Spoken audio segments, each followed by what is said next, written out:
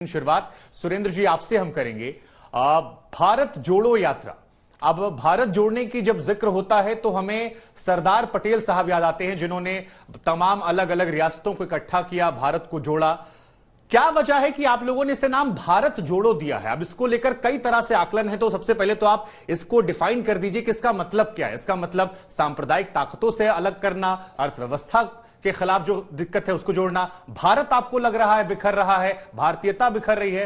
भारत जोड़ो जरा एक बार एक्सप्लेन कर दीजिए ताकि आपसे सवाल पूछने में थोड़ी आसानी हो जाए। शुभांकर भाई, आप तो स्वयं सिद्धा इंसान हैं, आप तो खूब पढ़ते हैं, लिखते हैं और अच्छा काम करते हैं, एक अच्छे प्रस्तोता है, भाई हैं। आप देखिए कि भारत जोड़ो यात्रा जैसे सरदार पटेल ने सैकड़ों रियासतों को, 500 से ज्यादा रियासतों को एक करके भारत को कश्मीर से लेकर कन्याकुमारी और अटक से लेकर कटक तक एक किया था।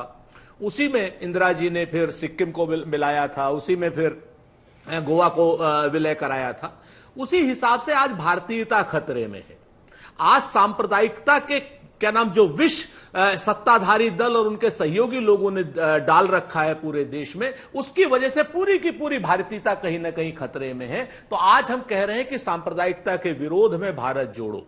आज आपको आवश्यकता है पूरे देश में समाज को जोड़ने की। आज आपको आवश्यकता है कि सारे धर्म, सारे वर्ग और सारे लोग मिलकर के देश को एक नूतन देश की तरीके से लाएं और तिरंगे के नीचे आएं।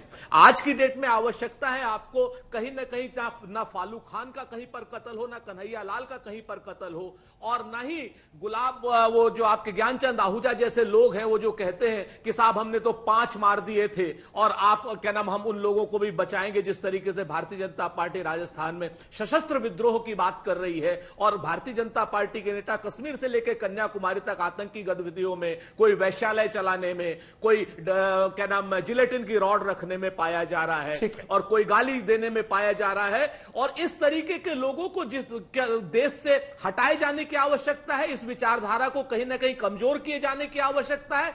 इसके लिए पूरे भारतीय जनमानस को नहीं, तो ये पॉलिटिकल यात्रा है सर, या फिर ये भारतीयता वाली बात है? क्योंकि जो सांप्रदायिकता की बात आप कर रहे हैं, जैसे ही आपने ये सारे चीजों को एक्सप्लेन करना शुरू किया कि हिंदू मुसलमान क्यों हो रहा है, मेरे जहन में कई सारे ख्याल आने लगे। वो शाहबानो केस याद आया जहां पर सरकार का फैसला पलट गया था, वो बयान याद आया जहां पर कहा गया अल्पसंख्यकों का अधिकार होता है। तो आपको नहीं लगता कि जिस दौर में आज हम गुजर रहे हैं या आगे बढ़ रहे हैं, उसमें आप लोग का भी बहुत बड़ा योगदान है? क्योंकि चाहे भगवा, आतंकवाद हो, ऐसे बहुत सारे टर्म्स, या जो आप डिस्क्रिमिनेशन की बात कर रहे हैं कि पहले ऐसा नहीं होता था, तो ये चीजें तो चलती आई हैं सर, और शायद ऐसा हो सकता है कि वो ज्यादा बढ़ गई हो इस दौर में।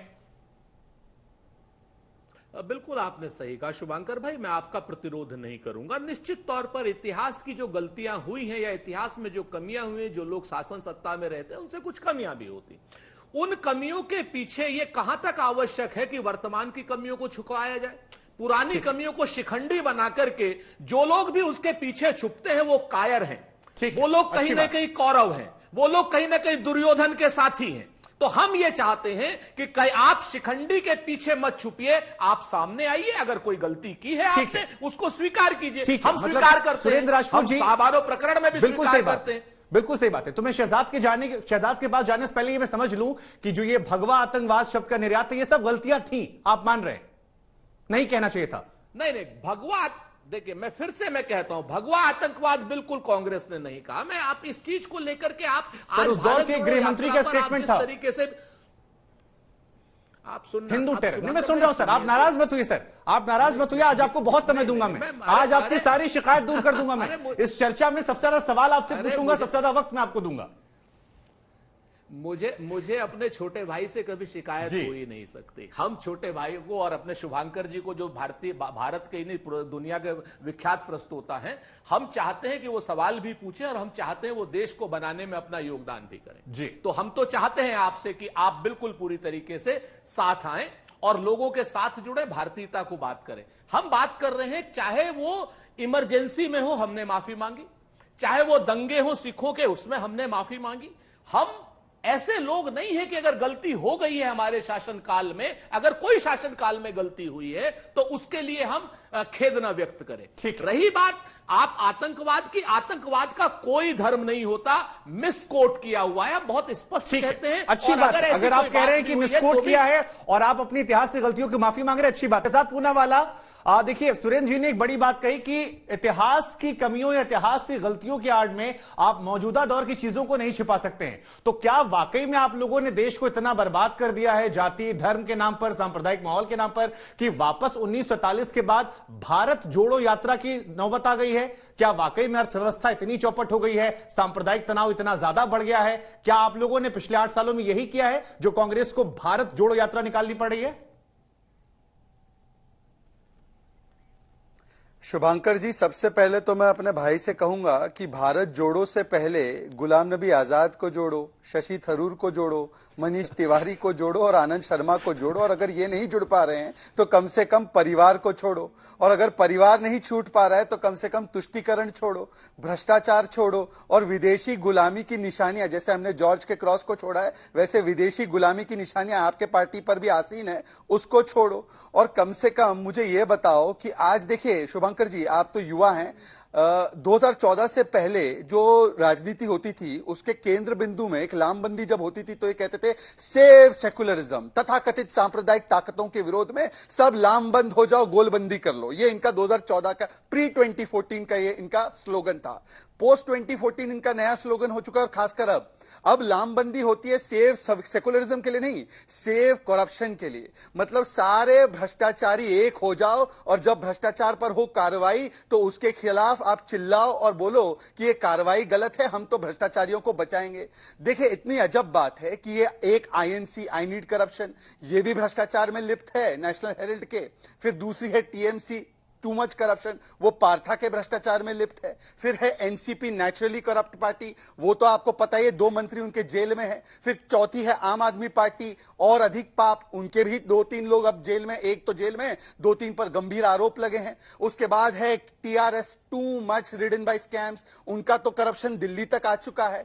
और एक हुआ करती थी जेडीयू, वो बेचारी जेडीयू भी अब चली गई है करप्शन के साथ में। किस प्रकार से लालू को करप्शन का आइकॉन बोलती थी, आज वहां पर पहुंच गई है। परंतु एक और बात मैं आपको समझाता हूं, देखिए ये एक रीलॉन्च अभियान भी है, राहुल का रीलॉन्च अभियान और परिवार बचाओ। ये राहुल वाले पॉइंट पर मैं आऊंगा, रिलॉन्चिंग पर मैं आऊंगा। 10 सेकंड, बस 10 सेकंड जी जी शुभांकर जी, 10 सेकंड, नहीं पर 10 सेकंड, मैं 10 सेकंड में समाप्त कर रहा हूं, 10 सेकंड में।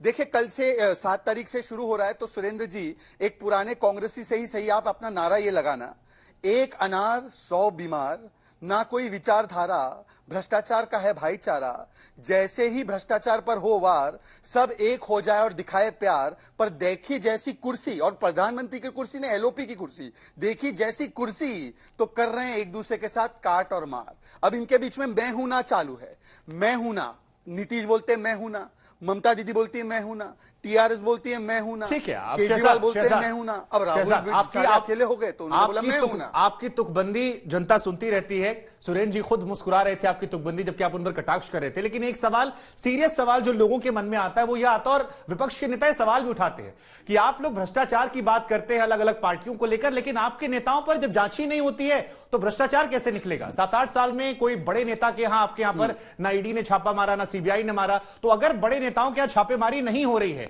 या आपके वो नेता जो विपक्ष में थे अब आपके साथ आ गए हैं, उन पर एक्शन नहीं लिया जाएगा, तो फिर तो आप अपने आप को कहते रहेंगे। वो तो आरोप लगाते हैं कि आपके पास एक वॉशिंग मशीन है जिसमें विपक्ष से आइए तो आप लोग पाक साफ होते हैं।